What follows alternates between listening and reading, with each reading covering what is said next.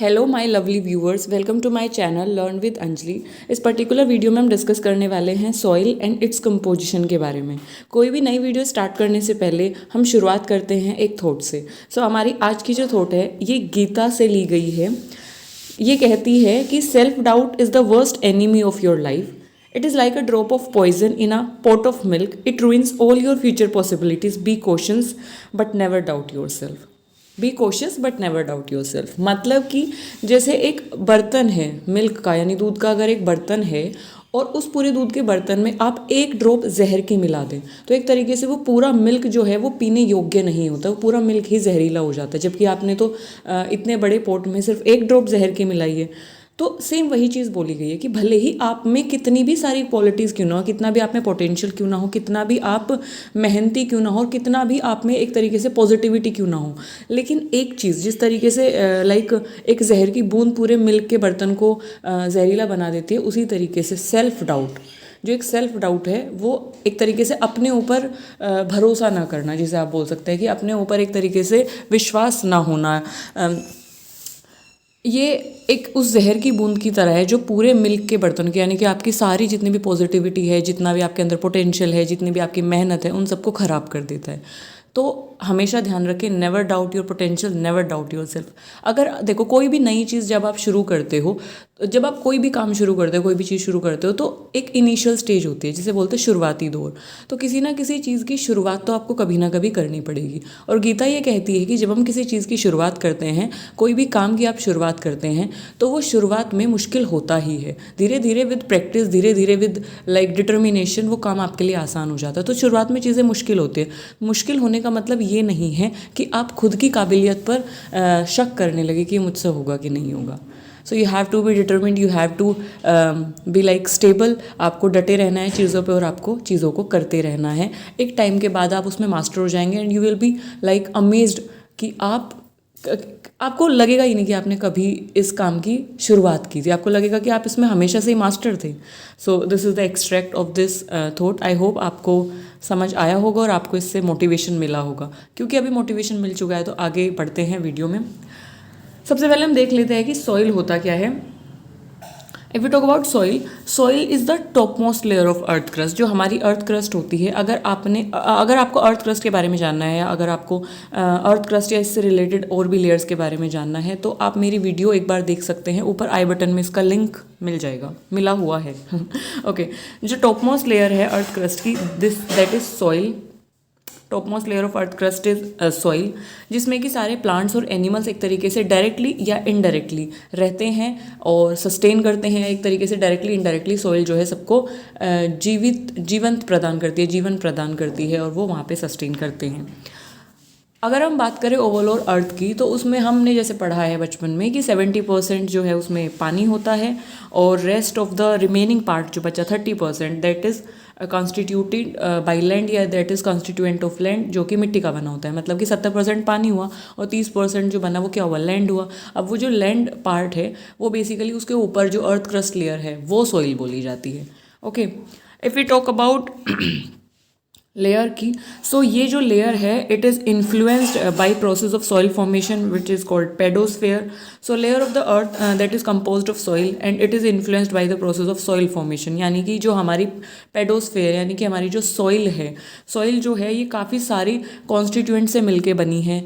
मिट्टी में काफ़ी सारे कंपोनेंट्स होते हैं, उन कंपोनेंट्स, उन कॉन्स्टिट्यूएंट के बारे में हम आगे स्लाइड्स में पढ़ेंगे। और जो एक तरीके से मिट्टी है वो बनी जो होती है, जो पूरा स्फेयर है, मिट्टी का जो स्फेयर है जो कि काफ़ी सारे कंपोनेंट से मिलके बना है, इसको आप पेडोस्फेयर बोलते हो, because pedo is something related to soil.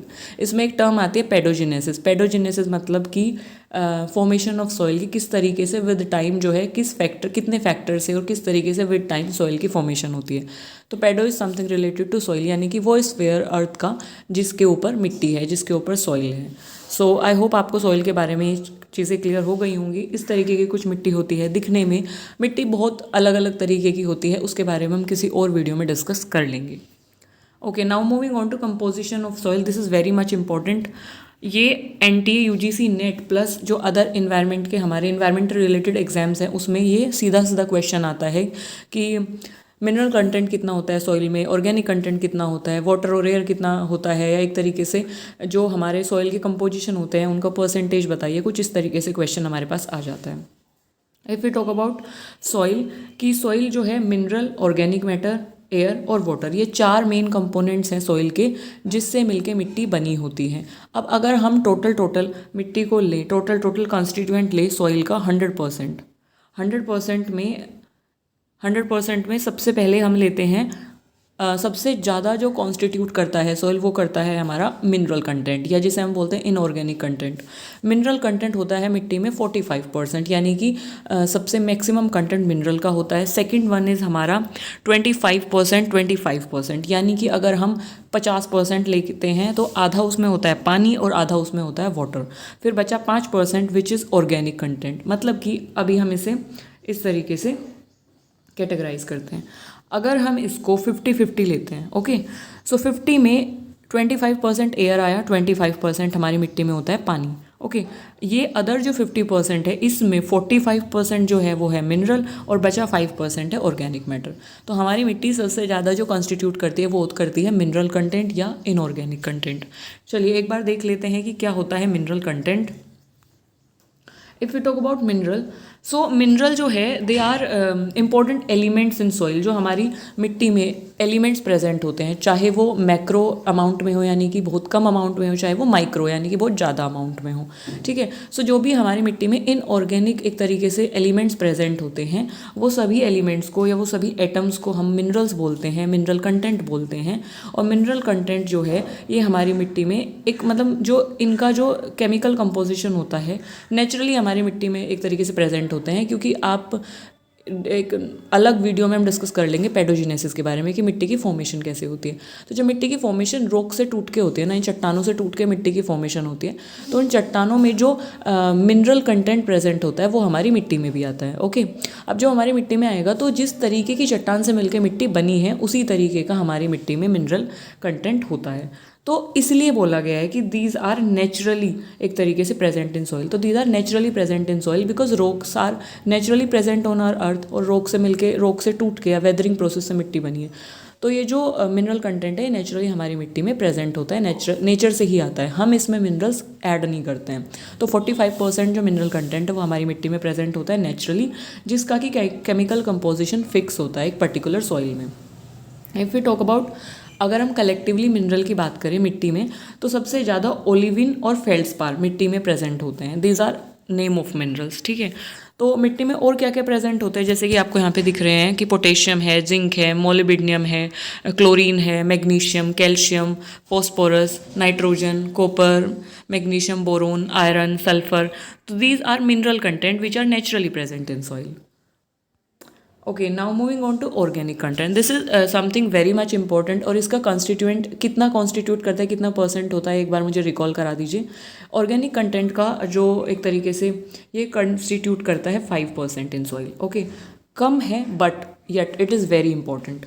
सो इसको एक तरीके से हम SOM भी बोलते हैं। SOM मतलब कि सॉइल ऑर्गेनिक मैटर, मिट्टी के ऑर्गेनिक मैटर को आप सॉइल ऑर्गेनिक मैटर यानी कि SOM एक्रोनिम के नाम से भी आप जानते हैं। तो अगर SOM करके कहीं पे आता है तो डोंट गेट कन्फ्यूज्ड। ये वो पोर्शन है सॉइल का जो कि डेड थिंग्स या लिविंग थिंग्स जो है आफ्टर डिकम्पोजिशन, जो हमारे लिविंग ऑर्गेनिज्म हैं, जैसे कि आपका प्लांट है या एनिमल्स हैं या अदर जो एक तरीके से एंटाइटीज़ है, चाहे वो माइक्रो ऑर्गेनिज्म हो, जब वो मिट्टी में एक तरीके से मर जाते हैं, डेड हो जाते हैं, तो वो डिकम्पोज्ड हो जाते हैं, मिट्टी में डिकम्पोज्ड हो जाते हैं।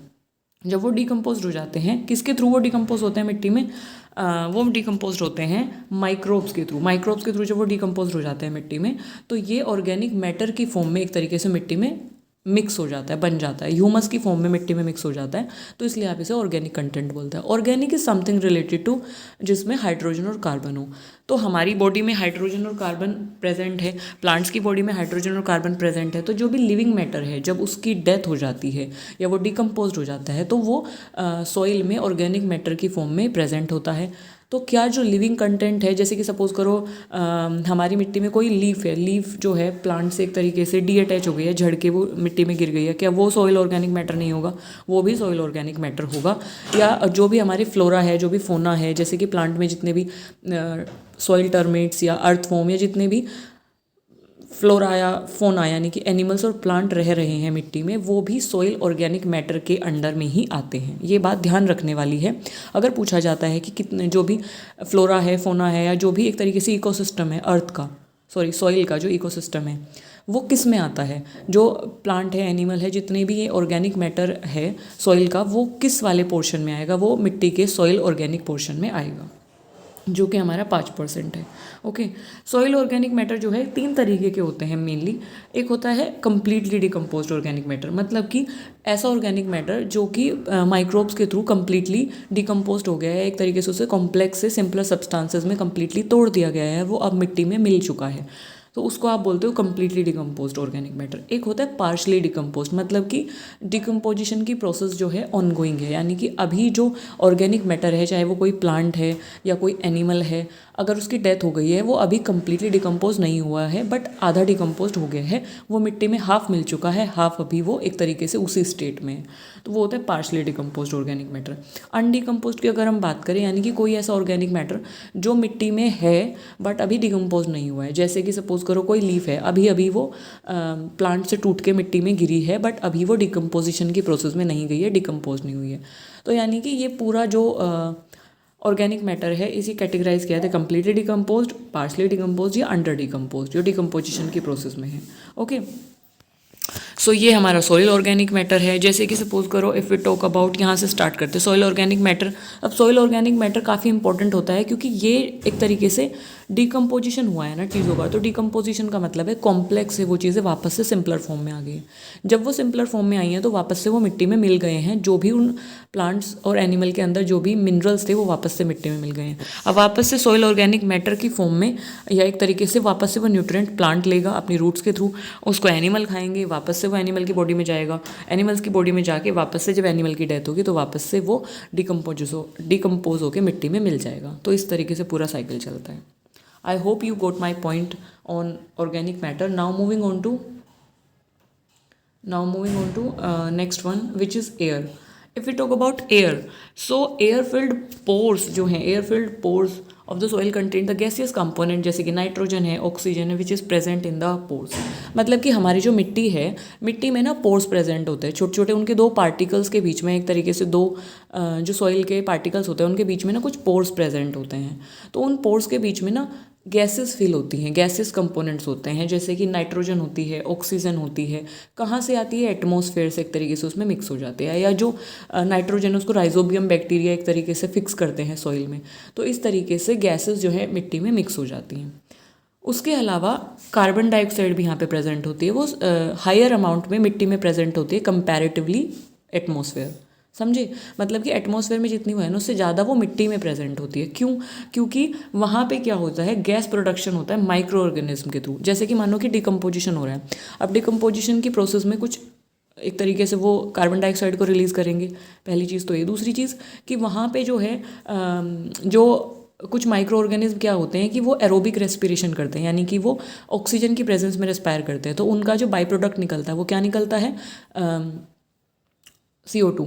और उसके अलावा जो सॉइल फोना है, या एक तरीके से सॉइल में रहने वाले जो भी एनिमल्स हैं, वो एरोबिकली जब रेस्पायर करेंगे तो कार्बन डाइऑक्साइड रिलीज़ होगी। रेस्पिरेशन जब वो करेंगे ना एरोबिक यानी कि ऑक्सीजन की प्रेजेंट में, तो वहाँ पे क्या रिलीज़ होगी, कार्बन डाइऑक्साइड रिलीज़ होगी, तो इसलिए कार्बन डाइऑक्साइड का कंटेंट जो है मिट्टी में ज़्यादा अमाउंट में प्रेजेंट होता है।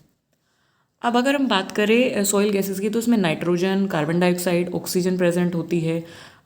ऑक्सीजन इसलिए क्योंकि ऑक्सीजन जो एक तरीके से रेस्पिरेशन में हेल्प करती है। एरोबिक रेस्पिरेशन की जब बात की जाएगी तो जो लोग एरोबिकली रेस्पायर करते हैं वो ऑक्सीजन को लेके रेस्पायर करते हैं एरोबिकली।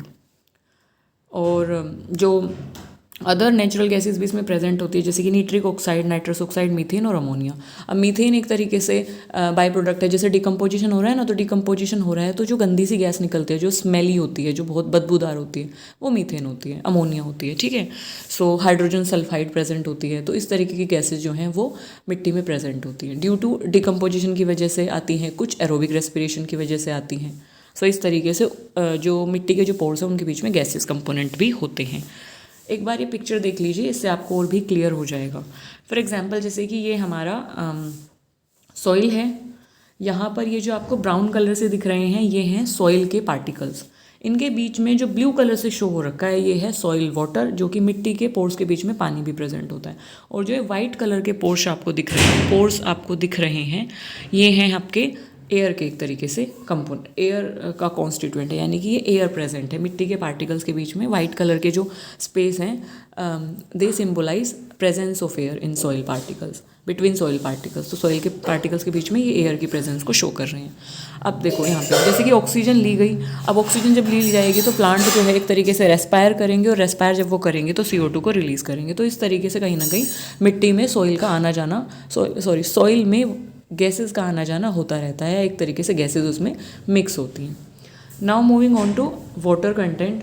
जो सॉइल है, सॉइल में नेचुरली हमारा soil that naturally occur has water contained in it which is referred to as soil water। soil में जो पानी प्रेजेंट होता है उसको soil water के नाम से जाना जाता है। सॉइल वाटर जो है एक सॉल्वेंट का काम करता है। कैसे करता है? क्योंकि सॉइल वाटर क्या करता है, अब जैसे कि सपोज करो मिनरल्स लेने हैं, एक तरीके से न्यूट्रिएंट लेना है, तो प्लांट की रूट मिनरल्स लेंगी, न्यूट्रिएंट्स लेगी, कहाँ से लेती है वो? मिट्टी से लेती हैं। तो पूरे के पूरे जो मिट्टी के मिनरल्स हैं, पूरे के पूरे जो न्यूट्रिएंट्स हैं, वो एक तरीके से सॉइल जो वाटर है उसमें मिक्स हो जाते हैं, और प्लांट की रूट उस वाटर को जाइलम के थ्रू सक करती हैं, और फिर उनकी बॉडी में न्यूट्रिएंट्स भी चले जाते हैं। तो मेरा कहने का मतलब है कि जो सॉइल है वो सॉइल वाटर जो है वो एक सॉल्वेंट का काम करता है मिट्टी के बीच में, जिसमें कि सारे के सारे मिनरल, सारे के सारे जो न्यूट्रिएंट्स हैं वो एक तरीके से डिज़ोल्व हो जाते हैं, और फिर वो जो हैं वो कहाँ पे जाते हैं? प्लांट की रूट्स के थ्रू प्लांट में जाते हैं, और वो प्लांट को ग्रो कराने में हेल्प करते हैं, उसकी ग्रोथ में हेल्प करते हैं। If we talk about yield की, यील्ड ऑफ क्रॉप, यील्ड मतलब एक तरीके से प्रोडक्शन की अब हम बात करें तो ये भी अमाउंट ऑफ वाटर पे डिपेंड है, यानी कि मिट्टी में आप कितना पानी डाल रहे हैं, या प्लांट्स को कितना पानी दे रहे हैं, या मिट्टी कितनी मॉइस्चराइज्ड है, मिट्टी के अंदर पानी कितना है, उसी के ऊपर डिपेंड करती है एक तरीके से प्रोडक्टिविटी या ग्रोथ कितनी होगी क्रॉप्स की, या प्रोडक्टिविटी कितनी होगी क्रॉप्स की। ये डिटरमाइन करता है मिट्टी के पार्टिकल्स के बीच में जो पानी का कंटेंट है, वाटर का कंटेंट है, वो डिपेंड करता है, उस बात पे डिपेंड करता है। डेफिशिएंसी अगर होगी, कमी होगी, अगर पानी की कमी होगी तो एक तरीके से फूड न्यूट्रिएंट्स की भी कमी होगी, क्योंकि सॉल्वेंट ही नहीं रहा। फूड न्यूट्रिएंट्स की कमी होगी, प्लांट की ग्रोथ नहीं हो पाएगी, तो प्रोडक्शन कम हो जाएगी। ठीक है, जैसे कि अगर आप देखें इसका, अगर मैं सिंपल से एग्जांपल दूं तो सिंपल से एग्जांपल इसका ये है कि अगर हम डेजर्ट की प्रोडक्टिविटी को देखें तो it is comparatively low than the productivity of normal areas, या एक तरीके से प्लेन एरियाज़, या ग्रासलैंड एरियाज़, फॉरेस्ट एरियाज़। तो डेजर्ट की प्रोडक्टिविटी कम इसलिए होती है क्योंकि वहाँ की मिट्टी में ये जो वाटर कंटेंट होता है वो कम होता है, पार्टिकल्स या पोर्स के बीच में वाटर कंटेंट कम होता है, जिसकी वजह से प्लांट को मिनरल्स नहीं मिल पाते, डिजॉल्व मिनरल नहीं मिल पाते, पानी नहीं मिल पाता है, जो कि उसकी ग्रोथ में हेल्प करता है। Okay, now moving on to microorganism. अब मिट्टी में क्योंकि फ्लोरा भी रहती है, फोना ही नहीं रहते ना सिर्फ, मतलब सॉरी फ्लोरा ही नहीं रहती ना सिर्फ, प्लांट ही नहीं रहते, फोना मतलब कि जो एनिमल हैं या जो भी माइक्रो ऑर्गेनिज्म है वो भी एक तरीके से रहते हैं।